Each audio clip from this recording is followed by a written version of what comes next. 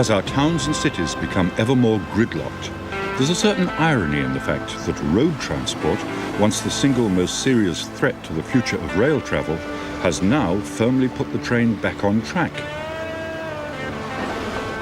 More than ever, people are using trains as an alternative mode of transport. And with the help of Europe's deep pocket, the railways are undergoing a complete overhaul. New locomotives, commuter trains, upgrading of track and stations are at last bringing rail travel in line with 21st century expectations, a vision that the founding fathers of the new Irish Republic could only have dreamed about. At the time of the establishment of the Irish Republic in 1948, Irish railways were in crisis. Despite the amalgamation into the expanded Great Southern and Western, and then after that in 1944 into the newly formed CIE, annual losses were spiralling out of control. A dramatic new approach was needed, and needed urgently. Todd Andrews, with all the fire of a successful man in his 50s and a reputation to match, went in and cleaned up the railways. Andrews was that rare thing in the Ireland of the period. He was a professional manager. He'd worked with the ESB and latterly as the chief executive of Bode na Móna, which was one of the great success stories of post-war Ireland. And Andrews was brought in to try and sort out CIE, which was losing a lot of money, which in many respects its management lacked direction. And he made the railways and other parts of CIE take some fairly stiff medicine. One of his first actions, as everybody knows, was the closing down of the Harcourt Street line, which is the Harcourt Street line from Bray to Shanganna, which was a line that at the time provided the built-up area between Dublin and Dundrum, and really from Dundrum to Shanganna there was countryside. No outcry about that closed down. Bit of nostalgia, but no outcry. Shortly afterwards, the Andrews board announced that they were closing down 3 railways in the south of Ireland. Waterford Tramore, West Cork Railway from Cork out to Bantry, and the West Clare Railway. Dr. Lucy, Bishop of Cork, preached sermons and delivered speeches on it. Delegations came up to Todd Andrews in Cork, questions in the Dáil about whether he had properly received these delegations. The story that added to the legend of Andrews was that he had met the delegation from West Cork, but took the steam out of their protest when he asked them how they'd travel to Dublin. By motorcar was the reply. Andrews, acting as the new Broom, was determined to make his mark. In the 1950s, the famous West Clare Norra gauge, famed by Percy French in his wonderful scatological ballad, Are You Right There, Michael, Are You Right? The West Clare was completely dieselised. New diesel rail cars were bought, diesel locomotives for the goods trains, new halts were opened. The line had a better service under CIE than it had ever had in its independent existence. So there was a serious attempt to give the Irish Norra gauge a future. But the line kept losing money and eventually it succumbed in 1961. One interesting thing is that in those early 60s, suburban services around Dublin suffered a remarkable loss of patronage as the middle classes who lived along the shores of Dublin Bay suddenly discovered cars and the roads weren't too busy and you could still drive to work in a reasonable time in the morning. So it seems inconceivable today that a station like Booterstown should be closed in the early 60s, but it was. And that, I suppose, is a reflection of the growing prosperity of the middle classes and the fact that cars were becoming available to more and more people. The fact was that the railways were out of fashion and had outlived their economic viability in rural areas. The motorcar had become the favoured form of transport. In terms of the balance sheet, the closures saved CIE £2 million in Andrews' first year of operation. The 60s for train roughs was a decade of sadness because it finally meant the end of our beloved steam locomotives, and the last ones ran in CIE about 1963. It also meant that railways began to, in some inarticulate and clumsy way, to try and reflect the style of the period. You suddenly had hostesses in unseemly short skirts appearing on some of the main trains. I always remember the black and white tiles which suddenly appeared at Amiens Street and Kingsbridge stations. And there was an attempt to become a little bit more fashionable.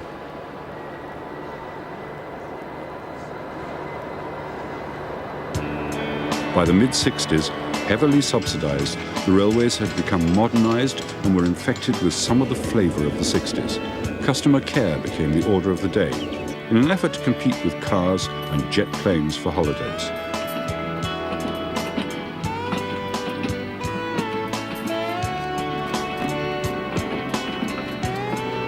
Brighter rolling stock, rail hostesses, day excursions and magical mystery tours, radio trains and all kinds of everything. Good morning everybody and welcome to the radio train to Killarney. Lord Conor Jassy here to welcome you aboard, to tell you something about our trip and the country through which we'll pass. We pass through verdant countryside, we see a country with 40 shades of green, and we arrive at Killarney where we meet the beautiful purple pools of Killarney's lakes and fells. The 60s seemed to me to be in a very, very positive time, and the fact that they had hostesses was a positive indication, and that they used us for so many things. We were also trained, as I think I mentioned earlier, in public speaking, so that we could go out and address groups of people.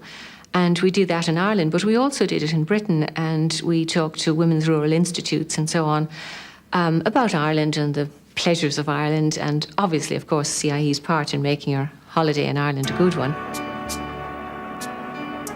The single sort of abiding memory I have at that time is that the mystery train went from Amiens Street on a Sunday morning, and because my father worked in the station, he knew from Thursday what the destination of the mystery train was.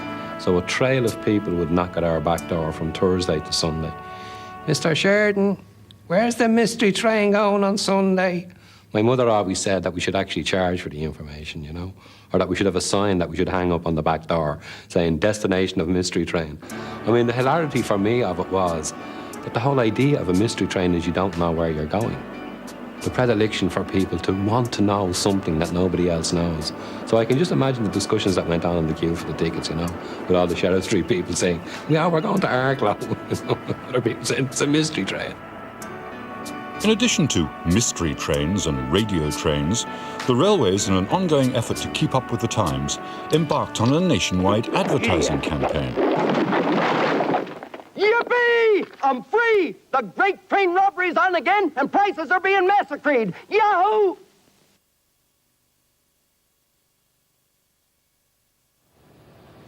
During the 70s, the losses and the subsidies continued to mount.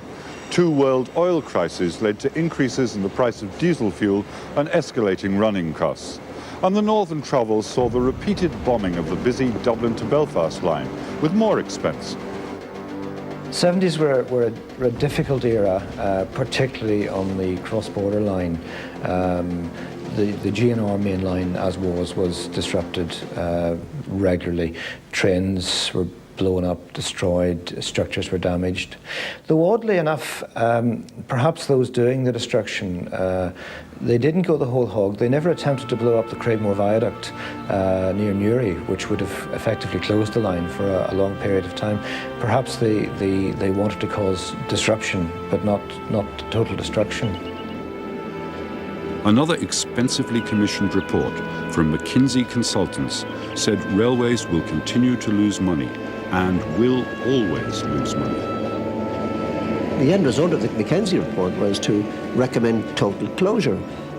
But I mean, there was no way I was going to go along with that. I had too much of a feel for it. I had too much of an inside knowledge as to the huge service that they provided in rural Ireland and indeed in the city of Dublin and many other areas, and that it was investment they needed. And as well as that, at the time, there wasn't the huge amount of resources around that could improve the road network to take all this additional heavy traffic. And here we had an infrastructure that all we had to do was maintain it.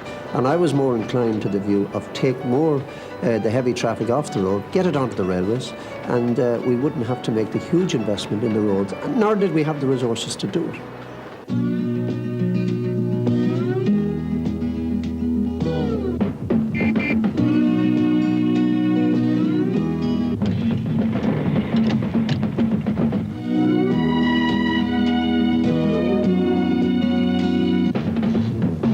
When you add up the real cost of motoring,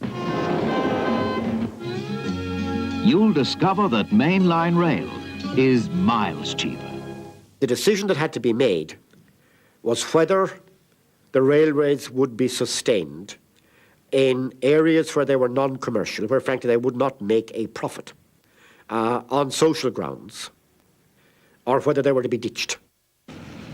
The fact is that we take the railways for granted. They seem always to have been there. We take the roads for granted too, and we pay road tax for their upkeep. But there is an attitude to the railways among all of us, which seems as if we expect to travel on them almost for free.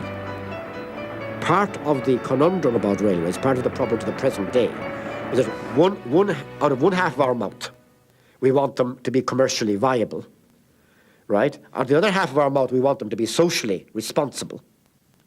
And we criticise CIE, or Eardon Road as it is now, bitterly for taking up substantial public subventions and so on. While at the same time, if a politician says the only alternative is to close it down, oh no, never.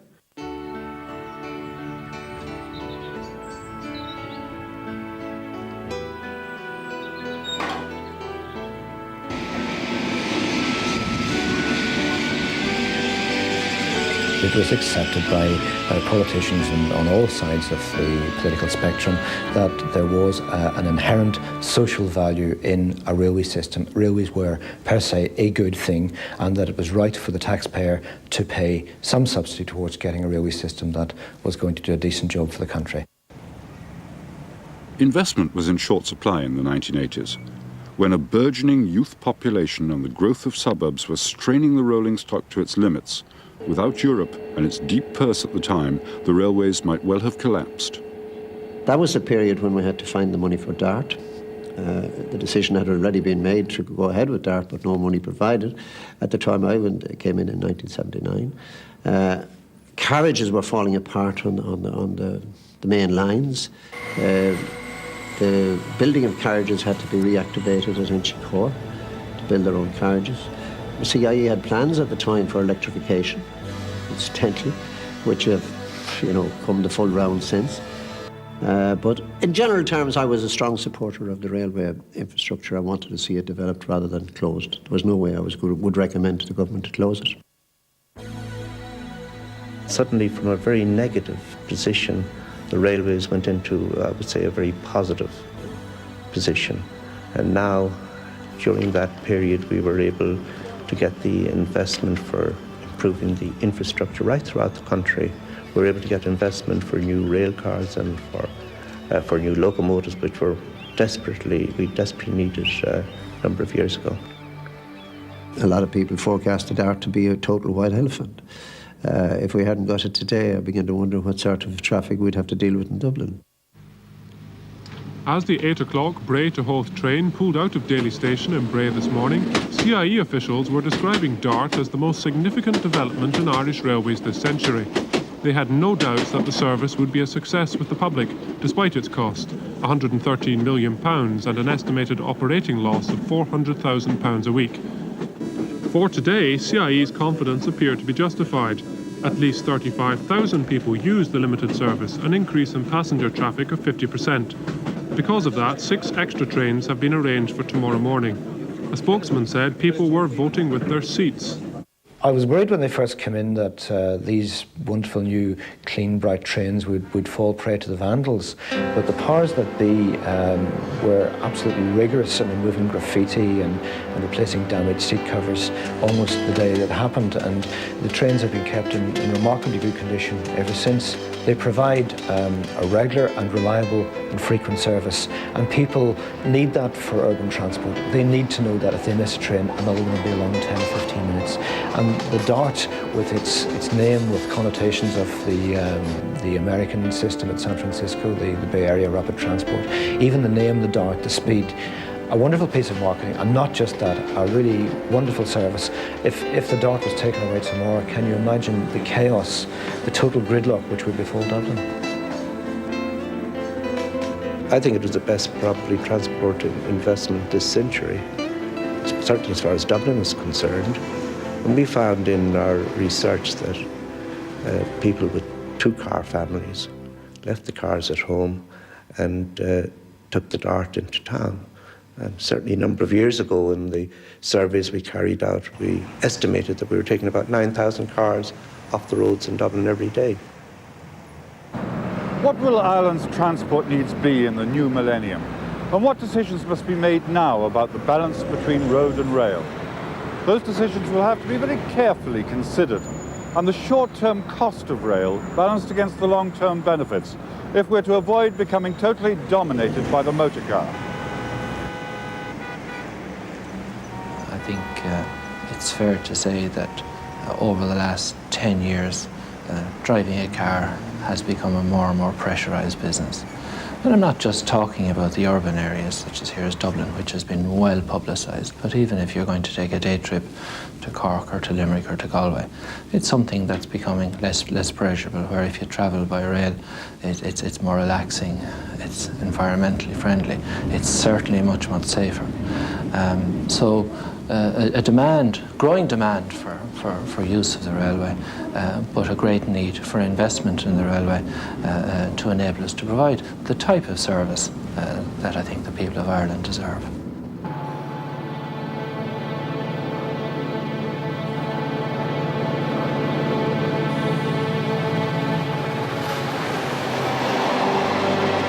I hope that we're not going to go the way of just total road traffic. I think the way population is growing, the way Dublin is growing in particular, the type of lifestyle that has now been caused by the motor car. I think there are a lot of downsides to that lifestyle. I don't think anybody in their senses now, for instance, would have closed the Harcourt Street station if they could have foreseen what was happening, even though it made perfect economic sense at the time. But when I say we have to think constructively, socially about the role of the railway, that means thinking about what sort of society we want. You can't just talk about, let's look at the social role of the railway and say, okay, let's look at it. You have to say, all right, what is that social role? What type of society do we want into which the railway is going to fit and is going to play, is going to optimise its social role? Lewis, the new light rail system for Dublin, similar in its concept to this European model, is a rail-based modern urban tram system. It will provide a rail link from the outer city suburbs to the city centre. Integrated with the extensions to Dart, Lewis will provide Dublin with a rail system geared for the 21st century, serving a working and commuting population of 2 million. The Lewis is surely the next logical step from the Dart. My only reservation about the Lewis, oddly enough, is that it apparently is going to be built not to the Irish railway gauge of 5'3", but to the European standard gauge of 4'8½". And that means that if at any time there is need to run Lewis trains on conventional railways or have some interchange between the two, that won't be possible. The Lewis, in some ways, will right the great wrong of the 50s and restore the Harcourt Street line. And the great difficulty of the Harcourt Street line was that it ended in Harcourt Street, and its promoters, way back in the 1860s, had talked about extending the line to Stephen's Green, which effectively is as near as damn it to the heart of Dublin. And the Lewis will go past the old station and round the Green, and that will achieve something which the promoters of the Harcourt Street line never managed to do in the 19th century. Mainline rail will have massive investment, about £650 million to upgrade routes to the west, long neglected. Cruising speeds to Limerick, Waterford or Galway will be about 90 miles an hour. There now exists the possibility of opening new commuter routes, some of them along the very routes that were abandoned in the bleak 40s and 50s. The railways have fought back against the motor car. It took them half a century to reverse the trend. Now, all over Europe, rail travel is in vogue, as cars snarl up approaches to cities and more roads, motorways and spaghetti junctions have to be built to accommodate them. And while it's accepted by planners that the motorcar is here to stay for the foreseeable future, rail transport is more and more being advanced as an alternative means of getting large amounts of people into the cities and out again in the shortest time and with the greatest safety.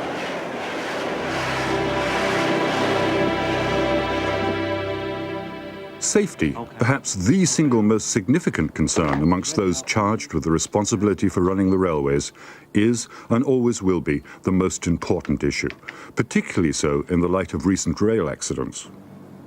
The report of the independent consultants, and indeed we had two independent consultants commissioned by both ourselves and also by the Minister, made basically the same points. First of all, they said that the railway system that we operate is safe, that we have one of the safest records in Europe, but that we need investment, and we need it urgently. We knew that. We had our own consultants investigate the situation, and we're aware of the condition of the track. We have managed that old track for many years now without investment and kept it very, very safe. We've had no passenger fatality in a rail accident since 1983. I think since then there's something of the order of about 6,000 fatalities on the road. The wheel has turned full circle in many respects. Once again, railways are seen as valuable, important. They're certainly very kind to the environment, and that aspect is more and more important as we live on a crowded planet with diminishing resources. Once again, politicians are proud and pleased to be seen at railway openings or introducing new trains or providing finance for new developments. In a word, railways have become sexy once again. We must applaud those railway people of long ago who overcame the resistance of the local hoteliers and the posh lords and ladies of the land, and who decided that the people of this area needed a railway. I hope. The nationwide rail infrastructure, now under the control of Ian Rodaron, owes a great deal to those early pioneers who laid the first tracks out of Kingstown over 160 years ago.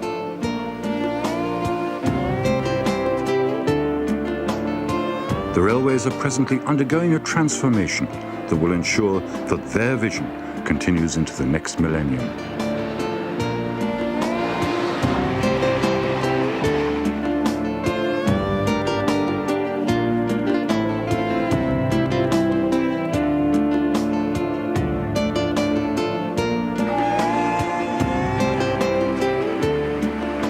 The epic story of the Irish Railways began here on this station more than a century and a half ago. Far-sighted pioneers like Dargan and Pym started something that was to have a profound effect on Irish life. But what about the next century and a half? Will we have the same vision? Will we invest in public transport, or will we continue to let the motorcar erode the quality of our lives? I believe these are some of the most important environmental questions facing us in the next millennium.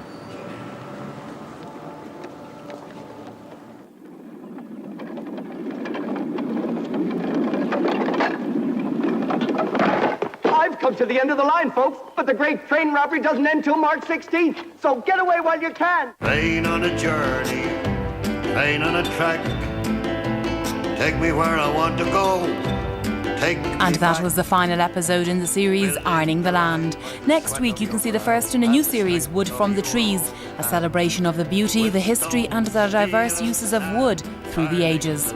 That's starting next Wednesday at 8:30 here on RTE1. Railway sleeper, get no rest, ride the iron horse into the west, with a pick and a shovel to the mountain pass, the boys of the Barrow gang, with stone, steel and sand, ironing the land. If you'd like to learn more about the history and relevance of the train system in Ireland, or indeed recapture the magic of this series, the book Ironing the Land is available from bookshops nationwide.